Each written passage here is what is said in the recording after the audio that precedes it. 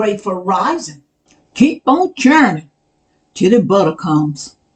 Dr. Jawanza Kunjufu says that we teach our children to be inferior. Listen to this, and I'll be back. Before we look at the workshop on developing positive self-images and disciplining black children, my major position remains the same. I believe the children are actors, and they act out what they see in us. If the teaching 201 cannot get along to teaching 203, we have the exact same problems with children. If parents tell their children, don't do as I do, but do as I say, they have not taught them what's correct. They're taught them to be inconsistent. I repeat, children are actors, and they act out what they see in us. And I believe my workshops can be informative, but they cannot change attitude, and I'm very disappointed about that. I work hard with regards to research, but certain things cannot be changed, especially with regards to attitude.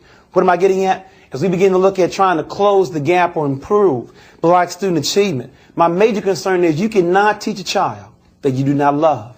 And there are large numbers of children in classrooms where they are not loved. I want to stop it right there because it's a lot that we can get into there. So I want to start at the beginning of what he was saying about children being actors and they mimic what they see. So the first thing that comes to my mind is the old adage of, and he even said it, do as I say, not as I do. And if we're going to go with the premise of children are actors, because we do know that's true. Children mimic everything they see. Matter of fact, there are so many videos on throughout social media that go viral of children mimicking what they see their parents doing or adults around them doing. And so it even goes back to conversations we've had before of, as an adult who has children around you, you have to be conscious of not only what you say, but what you do, because that child is going to mimic all of that because that's how they learn. Right. So you, as the adult who wants the child to exhibit appropriate behavior or even exhibit high self-esteem, you have to have that and exhibit that yourself. And if you're not doing that, if you're not exhibiting that for that child will mimic whatever behavior you come out. That's how you have 2-year-olds who can't really talk, but they can cuss real good. No, I'm in agreement with especially with that. And I love that he put that in there. You're teaching them to be inconsistent. Right. Because that's one of the things we as parents like to think is that we can teach our kids to be different without doing anything different ourselves. Right. And that's just not how it works. Your kids might get the words and those types of things, but they're still going to mimic what they see. So you have to be different. And even in that, you're introducing this concept of incongruency. You want people to be incongruent. You want their thoughts, behaviors, and actions to line up. And that starts with what they see from the adults around them. Do I see congruent people around me that are going to reinforce this notion of being congruent? If not, then there's no value in being congruent. I can do whatever I want to do and say whatever I want to say and believe whatever I want to believe, and they don't have to agree. And the confusion that's caused by that is confusion that comes from everybody else not being me and not necessarily from me being confusing, if that makes sense. Yeah, confusing. but let me I want to go bring it back just a bit and let them say this piece and then respond to this. I believe my workshops can be informative. Take it back. If parents tell their children, don't do as I do, but do as I say, they have not taught them what's correct. They're taught them to be inconsistent. I repeat, children are actors, and they act out what they see in us. And I believe my workshops can be informative, but they cannot change attitude, and I'm very disappointed about that. I work hard with regards to research, but certain things cannot be changed, especially with regards to attitude. What am I getting at? As we begin to look at trying to close the gap or improve black student achievement, my major concern is you cannot teach a child that you do not love. So, and that's what I want to talk about, that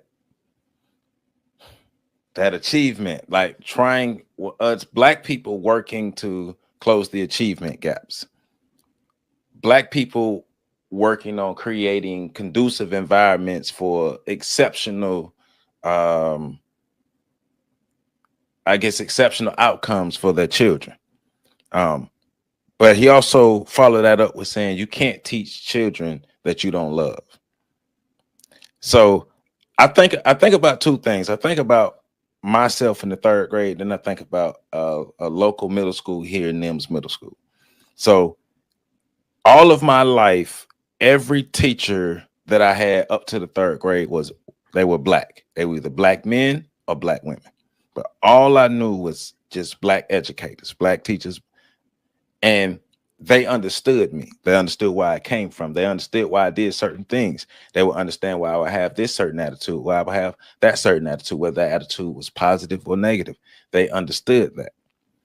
If I reacted negatively to this situation, they would have a bit of an understanding, and won't just necessarily seek to send me to the principal's office or reprimand me because of the cultural understanding and the love that's there.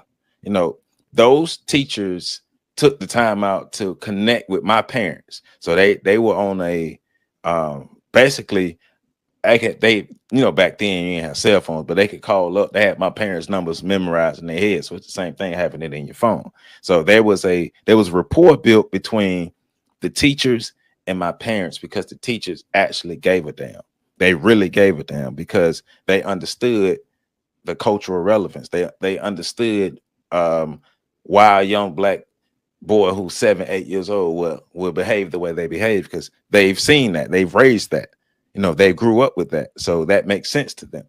Then I get to the third grade, and I have this white teacher, and educationally for me, that's when a lot of stuff went downhill because there was a disconnect between the teacher and me because she made it seem like everything I did was wrong and everything felt punitive in that class. I felt the coldness. I didn't feel the love. And I can remember being in the third grade, sitting back in the class as my grades declined, looking at her like, I could teach these students better than you can. And I'm in the third grade, like in my mind, looking at the teacher, like I could teach these students better than you can. And one of the things I didn't understand it then, but I'm guessing when I'm looking back at it now, still basing it off the relevancy. Like, I understand these students understand me. So it'll be easier for me to teach these students than it is with you because you don't even understand these little black students. Now, from then on, my view of education was never the same. I never had the same love for education, the same love for learning until I got to college, until I was able to I guess you could say my educational spark was relit by a lot of the college professors and the cultural relevance that they took. And then I think about Nims Middle School here. The acronym for Nims for the longest was niggas in middle school. And it was the one middle school who everybody expected it to be the low achieving school. It was the school that they expected the kids to drop out. They expected middle school kids to become single parents. They just didn't expect much out of these students. And then slowly but surely, the attitude started to change because the community gave a damn, the parents gave a damn, the faculty gave a damn. They changed it up. They put in new leadership, and now you wouldn't even believe the difference in this school, what it is now to what it was when we was growing up. You can't even attach the acronym niggas in middle school to the school anymore because it's not. It's not, and that's a derogatory, thing to attach to that, but that's what it was. But that mindset is not even allowed at that school anymore because you had adults who were culturally relevant and they gave a damn and they cared and they love these students and they go hard for these students. And if you don't have that, ain't no way in hell you can build self-esteem in some students that you don't care about. So that's why I love him putting that piece together like that. I know I was long-winded, but No. It's cool. I mean, I was going to wait for him to attach the understanding and the respect piece. That's gonna come in a few moments. But to me, love is always an interesting word because it's everybody has a different definition of that. But I agree with the second part of what he's going to say, where he talks about you can't teach a student that you don't understand culturally, and you can't teach a student that you don't respect, because respect is universal. We all understand what respect means. So I like those two, and I agree with those two. And my story is similar to yours, with the exception of the fact that nobody ever relit the love of learning and education for me. I got back into learning, or I never stopped learning new information. So even when I Right. was in school, not really messing with school, I would still like read the science books and the other books at home, Hmm. because I was that nerd. So, but when it was time to perform in school, I would clock out. I Right. never performed. Right. So, when there were a lot of parent teachers conferences, and I would take the standardized tests and do well, and they would be like, "We don't understand," and blah blah blah and blah blah, and the whole nine. Everybody's familiar with the story. But school is always it's never really been reignited. Even when I went to college, it was still like I don't care. And this was me as an adult still reading the textbooks cover to cover at home, Right. and still sitting in class or being in the online class when I was in online classes and being like, no, I just don't like it. Wasn't, I didn't. So, but I agree with you in that for me as well, it was killed um in elementary school by a teacher that didn't understand and was punitive with the entire class. It wasn't even like I was singled out. It was a young white teacher in a classroom with a bunch of black kids, which is usually the case, Hmm. and didn't know what she was doing or how to deal with it. Right. So she tried to be a hard ass, and it ended up destroying the environment for everybody. Environment matters. Like we talked about last week, environment matters, especially in the educational setting, because I believe that self-esteem is a very important part of the education process. You have to build the self-esteem of the student while you are teaching them. And if that's not in place, you're gonna have an issue. You're gonna have a generations and generations of people who they, matter of fact, they haven't learned the information. They have created the ability to retain information for a small amount of time and Mm-hmm. regurgitate that information when they need to, but they really haven't sat down and learned and understood the information. They can't even apply the information because it wasn't even given to them in that fashion, wasn't taught to them in that fashion to be able to use this information. Because, like a lot of our scholars talk about, we should be able to use our education to uplift our whole community. That should be the education, right? The stuff we learn should be practical things that we can use as adults to make our lives and our communities better, and that's not happening. Well, and that's the relevancy of this and Dr. Amos Wilson's work, and a lot of those uh, black academics and intellectuals that exist in the academic space. Um, Education is a polite word of a Yeah, polite way of saying it is. indoctrination, It is. It is. inculcation, and all these other things. So, um, what are these kids being poured into, and what's expected to come out? And those are the questions that we have to ask. The facts and things of that nature, they're going to come and go, but the process of how to think, how to find information, Yeah. Yeah. those are the types of things that are going to stick. And Right. so I think that's one of the things that we got to, as we begin to design our own educational systems and things of that nature for our children, we got to start asking the deeper questions of how are we teaching our kids to think about the world and the world and the information and all of these other things, and how are we teaching our kids to gather that information and put it together in some form of theory. Right. Right. Right. All right. Let's go.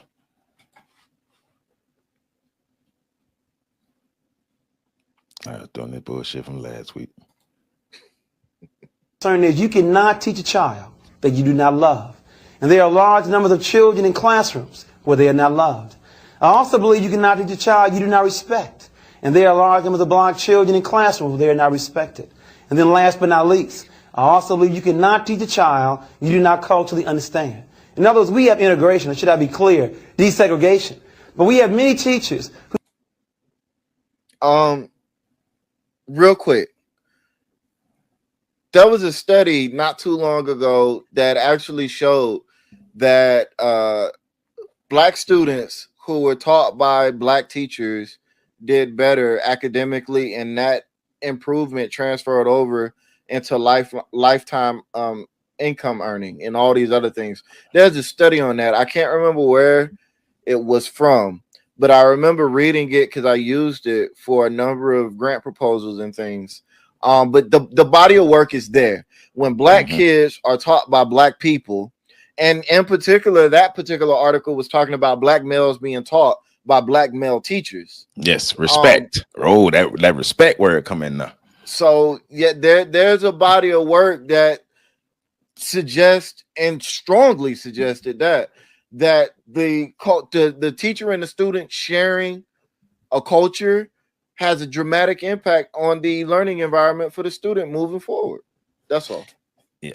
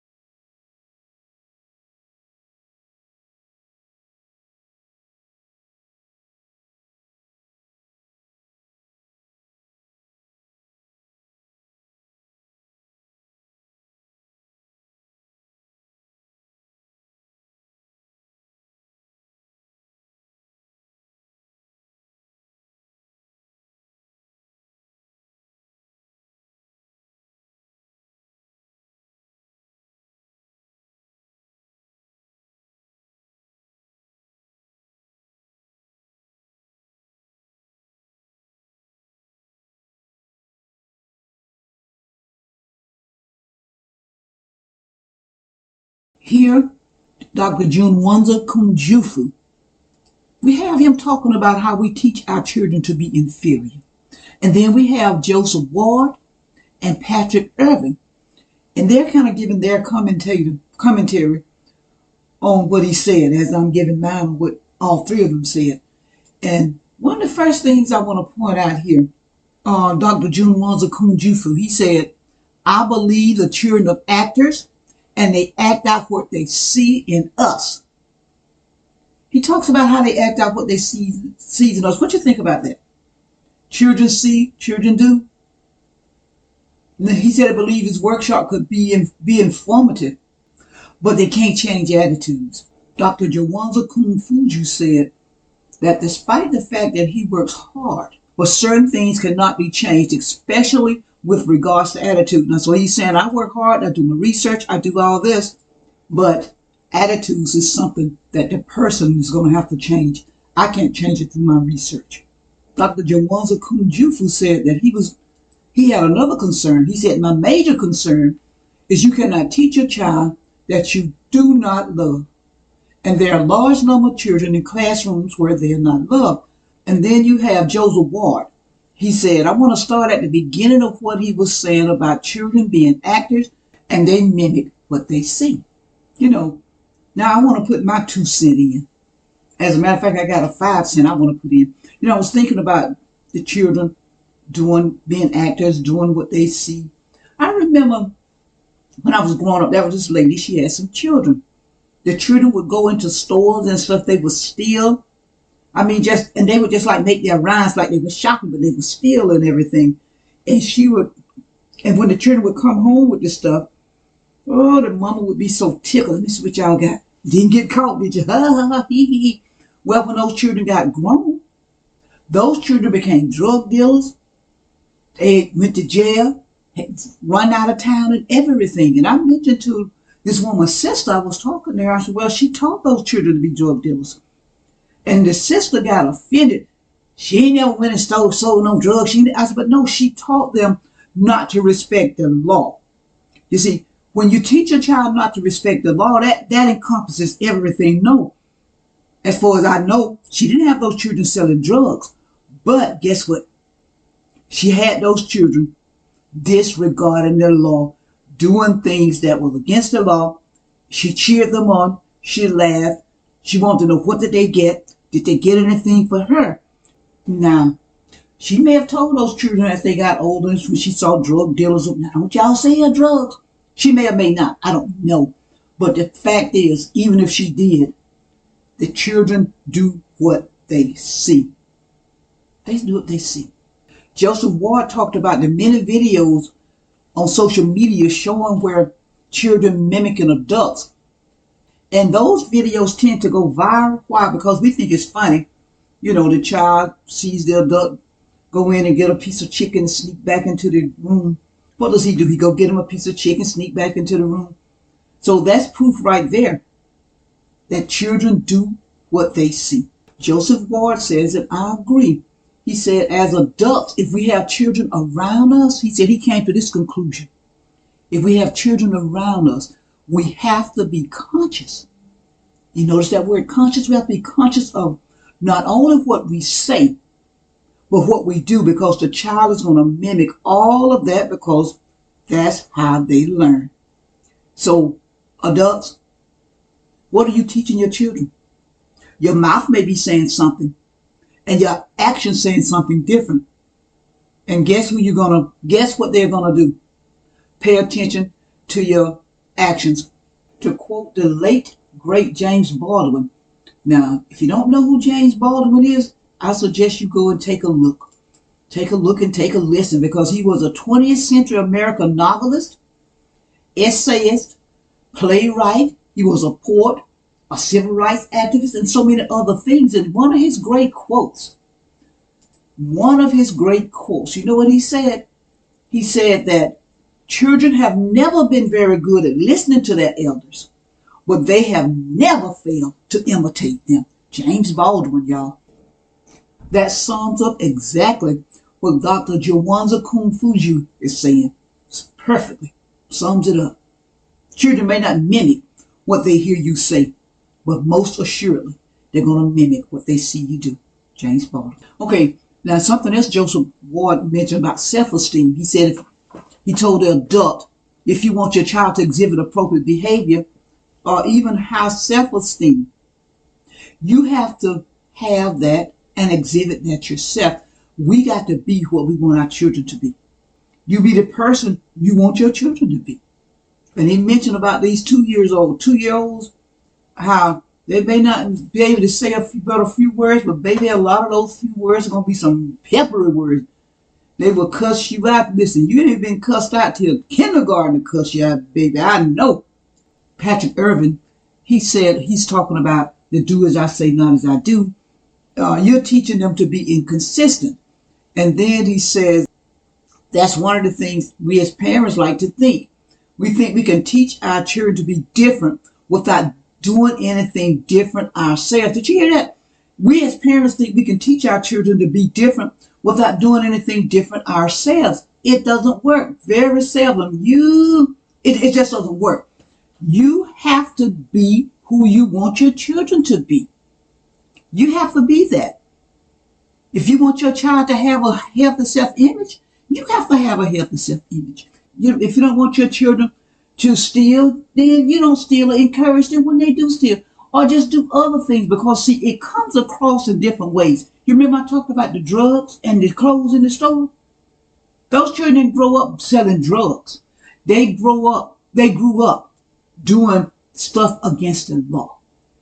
And it manifested itself into drug dealing and them going to jail and being run out of town on a raid. Patrick Irvin went on to say, and we're still talking about the do as I say, not as I do. He said, now your kids might get the words and those types of things, but they're still going to mimic what they see. So you have to be different. And even in that, you're introducing the concept of incongruency.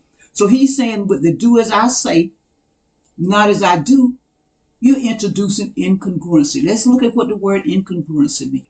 Incongruency, it means a lack of agreement, compatibility, or harmony between things that should fit together. So in other words, your actions and your talk should fit together. If they don't, it confuses the child, and that's when the child starts wondering, okay now, so which one comes over stronger? Which one? The words or the actions? The actions will take over every single time. Every single time.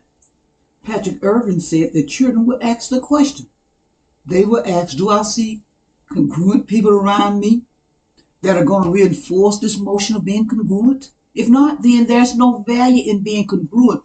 There's no value, or they don't see any value in it if we're not doing it. So the child thinks, well, according to Patrick Irvin, I can do whatever I want to do and say whatever I want to say and believe whatever I want to believe. And none of those things have to agree. And then he talks about the confusion that's caused. He said, and the confusion that's caused by that is confusion that comes from everybody else.